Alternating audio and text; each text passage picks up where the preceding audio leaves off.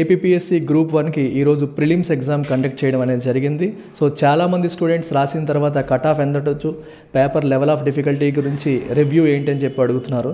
So అందుకోసమే ఈ video. So ఈసారి పేపర్ చాలా టఫ్ వచ్చింది. ఎస్పెషల్లీ పేపర్ 1 చాలా లెందీగా ఉంది.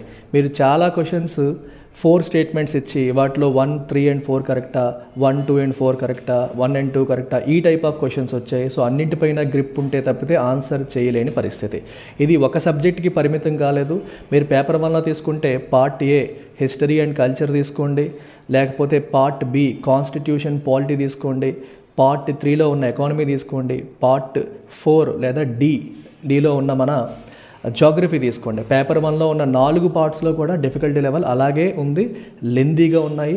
యూపీఎస్సీ స్టాండర్డ్లో క్వశ్చన్స్ ఉన్నాయని కూడా స్టూడెంట్స్ చెప్పడం జరుగుతుంది. సో పేపర్ 2 తీసుకుంటే మెంటల్ ఎబిలిటీ కొంతవరకు బెటర్, కొంచెం క్యాల్కులేషన్స్ చేయాల్సి వస్తున్నప్పటికీ కొంచెం కష్టపడితే చేయగలిగేలా ఉంది.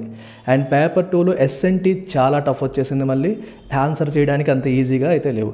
కరెంట్ అఫైర్స్ కూడా టఫ్. సో మనం సెక్షన్ వైజ్గా తీసుకుంటే పేపర్ 1లో 4 సెగ్మెంట్స్, పేపర్ 2లో 3 సెగ్మెంట్స్. అవుట్ ఆఫ్ 7 సెగ్మెంట్స్ 6 సెగ్మెంట్స్ని మనం డిఫికల్ట్ అని కేటగరైజ్ చేయొచ్చు.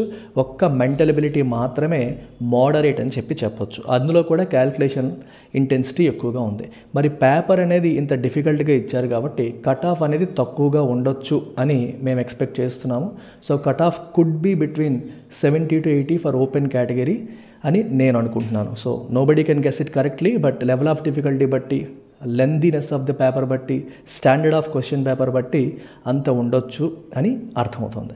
అయితే స్టూడెంట్స్ గుర్తుపెట్టుకోవాల్సిన విషయం ఏంటంటే గ్రూప్ 1 ఎగ్జామ్ అనేది యూపీఎస్సీ స్టాండర్డ్కి ఏమాత్రమూ తగ్గదు అని ఏపీపీఎస్సీ ఇంకొకసారి నిరూపించింది. లాస్ట్ ఇయర్ కూడా పేపర్ టఫ్ ఉంది, ఈసారి అంతకు మించి టఫ్గా ఇవ్వడం అనేది జరిగింది. సో గ్రూప్ 1 ఆస్పిరెంట్స్ ఎవరైనా సరే యూపీఎస్సీ స్టాండర్డ్లో ప్రిపేర్ అయితే తప్పితే హ్యాండిల్ చేసే పరిస్థితులు లేవు అనేది గుర్తుపెట్టుకోండి. All the best for results.